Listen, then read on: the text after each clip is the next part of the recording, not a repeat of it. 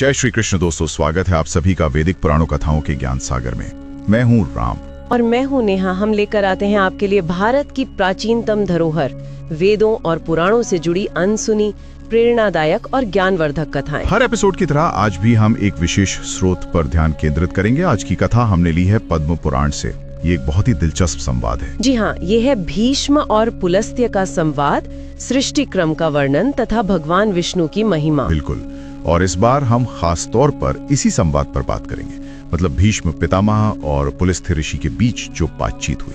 हाँ, और देखेंगे कि ये संवाद सृष्टि की उत्पत्ति जैसे गहरे सवालों को कैसे समझाता है। और कोशिश ये भी रहेगी कि जो लोग अभी पुराणों की दुनिया में नए हैं, उन्हें भी ये चर्चा आसान और दिलचस्प लगे। तो चलिए शुरू करते हैं आज की ये ज्ञानवर्धक यात्रा। समझते हैं सृष्टि का ये प्राचीन रहस्य। तो ये बातचीत कहाँ हो रही है? जगह कौन सी है? ये हो रही है गंगा द्वार पर, जिसे आज हम हरिद्वार कहते हैं। अच्छा, हरिद्वार में। और पुलस्त्य ऋषि वो कैसे पहुँचे वहाँ? उन्हें खुद ब्रह्मा जी ने भेजा था भीष्म से मिलने। तो भीष्म पितामह ने, जो हमेशा ज्ञान की खोज में रहते थे, उनसे पूछ लिया कि ये दुनिया, ये सृष्टि आखिर बनी कैसे, शुरुआत कहाँ से हुई? ये तो सबसे बड़ा सवाल है। हाँ बिल्कुल। तो पुलस्त्य ऋषि समझाना शुरू करते हैं। वो कहते हैं कि देखो, शुरुआत में कुछ भी प्रकट नहीं था, सिर्फ अव्यक्त पर ब्रह्म थे। अव्यक्त मतलब जिनका कोई रूप नहीं, कोई आकार नहीं। बिल्कुल।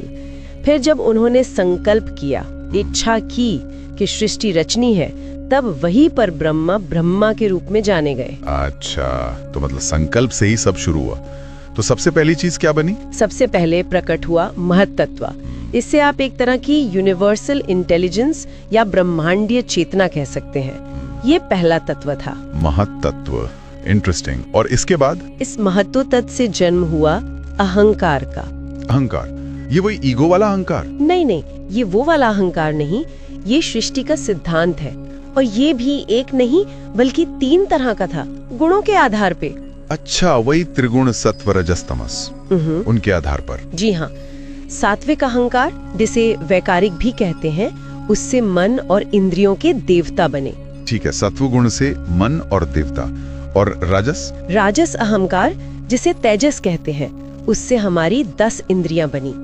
5 ज्ञानेंद्रियां, जिनसे हम जानते हैं, देखना, सुनना वगैरह। और 5 कर्मेंद्रियां? हाँ, जिनसे हम काम करते हैं, हाथ पैर वगैरह। समझ गया। तो सात्विक से मन और देवता, राजस से इंद्रियां, अब बचा तामस अहंकार, भूतादि जिसे कहा, उससे क्या बना? तामस अहंकार से ही ये स्थूल जगत की बुनियाद पड़ी। इससे बने 5 महाभूतों के